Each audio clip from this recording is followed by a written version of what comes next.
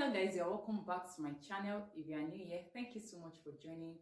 My name is Efziba, and if you are a returning subscriber, thank you so much for coming back again. I appreciate your loyalty and I do not ever take it for granted. Please, if you have not yet subscribed to this channel, hit that right subscribe button down below, and don't forget to turn on the notification bell so that you can always get my content as soon as they are up. You guys already saw the topic of this video, so you have an idea of what I'm about to talk about. I'm about to discuss here.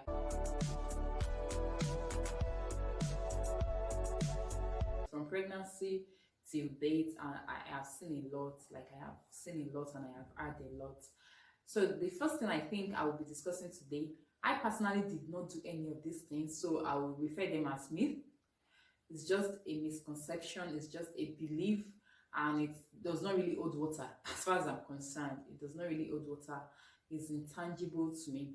So the very first thing I think I want to talk about, or I want to approach, is the fact that people expect you as a pregnant woman not to take anything that draws. Maybe it's a draw soup or snail or whatsoever you can categorize. Anything that draws, people expect you not to take it as a pregnant woman. I don't know where that idea is from. I don't know what is the cause of that belief. But I personally enjoyed snail and okra soup. You understand that kind of oilless okra soup that we have a lot of obstacles in it? That particular type was my favorite in pregnancy. I had a lot of it. A lot of it. And I loved snail. Like, if Debbie is watching this video, she can be a witness to this particular thing I'm talking about. I ate a lot of snail in pregnancy. Guys, I had, and I was told that when you eat snail and draw soup in pregnancy, your baby starts to salivate, your baby starts to drool. Yeah, that's the word. Your baby starts to drool when you eat a lot of, draw soup, snail in pregnancy. But whether you eat it or not, your baby will drool either ways, especially when they're about to, develop teeth. When they are teething, they drool. It's one of the signs of teething in babies. So it is inevitable for babies not to drool. You understand? So I don't know where that idea is from, but for me, I enjoyed draw soup in pregnancy. I had ogbono, I had okra soup, I had a lot of those good things you can think of. And my baby is fine, my baby is good. Yeah, so the next thing I saw people do in pregnancy that I did not do is the use of safety pin, attaching it to the cloth, and it is believed that it drives away evil spirits. I don't know where that is from, but I am a Christian. I believe in the death, burial, and resurrection of Christ Jesus. I know that He has conquered the world for my sake. I know where I stand in Christ. I know my authority. I know I am, seated above principalities and power. I am seated in the heavenly places. I know who I am as a believer.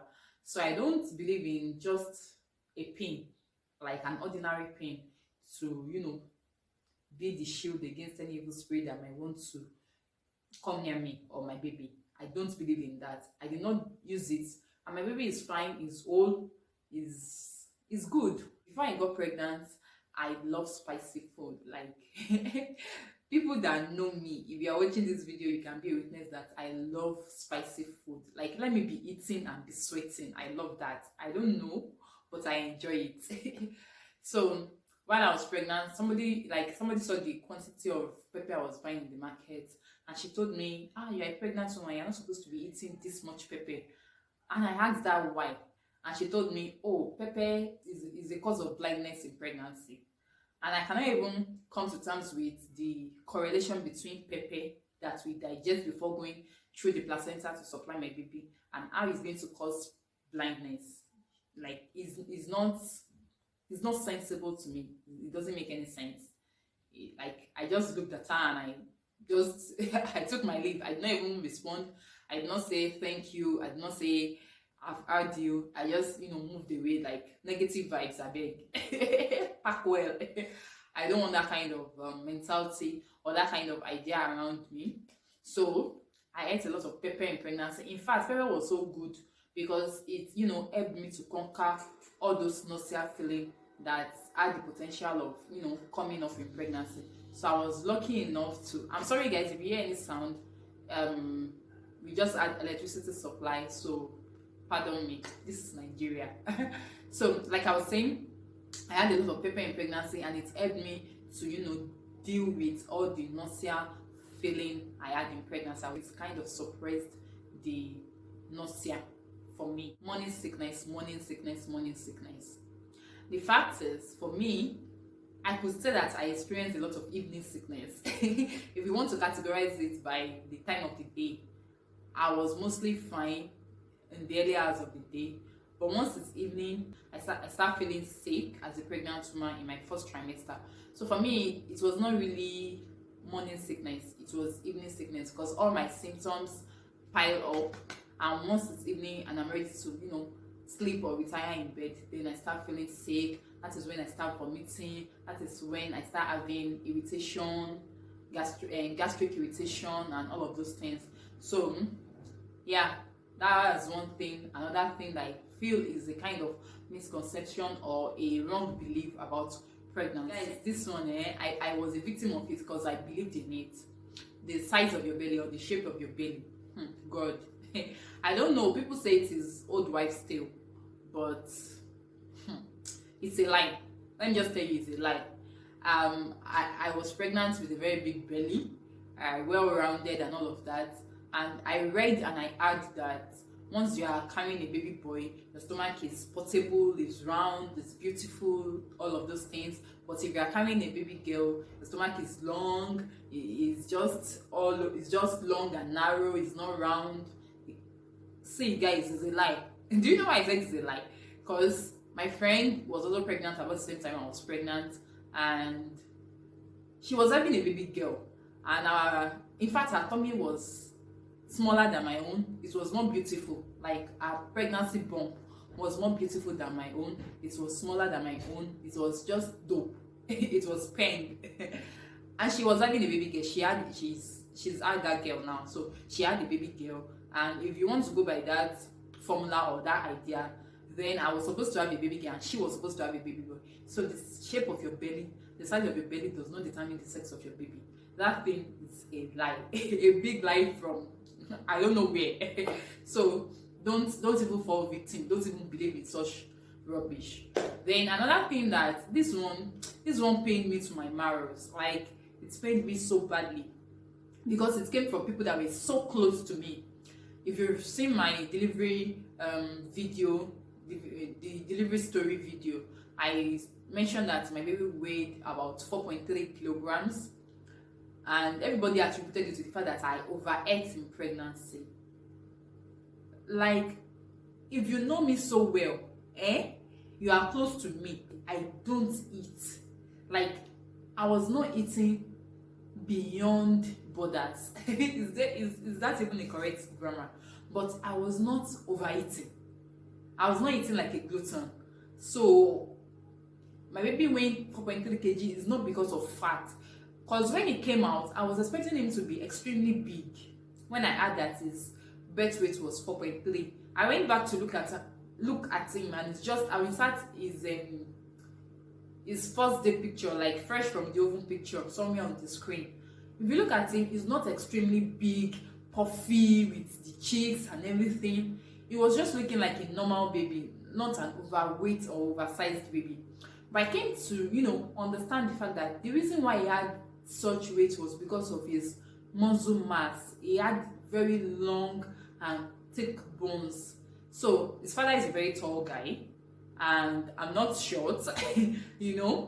My height is quite okay, and I ate LD in pregnancy. I was eating LD in pregnancy, so I wouldn't be surprised if he had strong bones and he has adequate and good enough muscle mass that will make him attain such weight measurements at birth.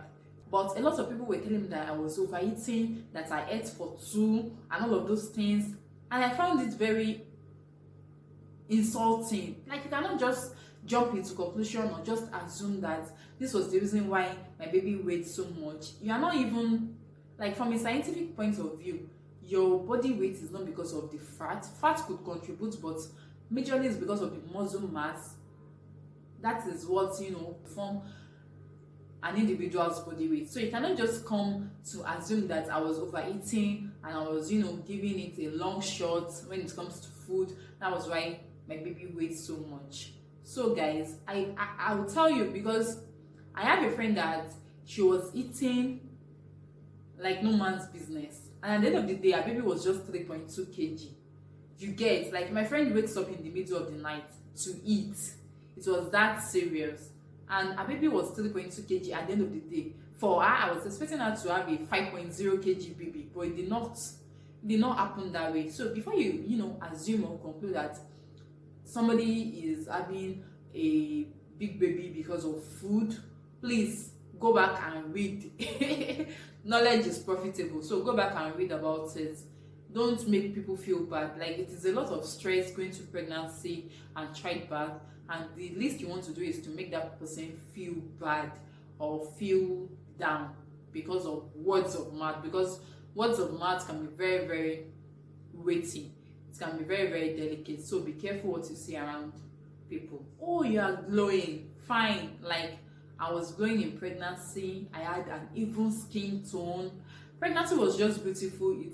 It looked good on me, but it did not mean that I didn't have challenges in pregnancy. Because people come up with talks like, you are glowing, oh, you don't have problem, oh, everything is fine with you, oh, you are enjoying pregnancy, this and that. Guy, like, people of God, why? And because of that, people don't come around to help you. They don't come around to ask you, oh, what are your challenges? Is there something I can do for you? Do you need help? You are not looking pitiful. People, because of that, they don't come up to you to discuss or talk or ask if you need help and all of those things. Don't get it wrong. People can look all like the best beauty pageant in the world in pregnancy, but it is not to say that they don't need help or that they don't need somebody to talk to, or that everything is fine with them.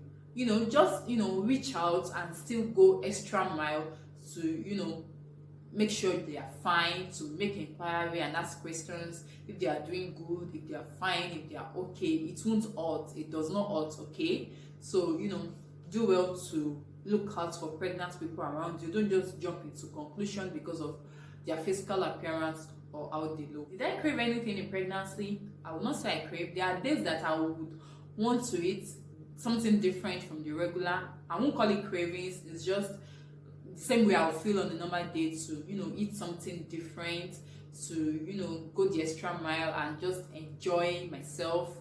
If I had any craving at all, it was sometimes around the last trimester, close to my due date, when I was feeling like taking a lot of cold water.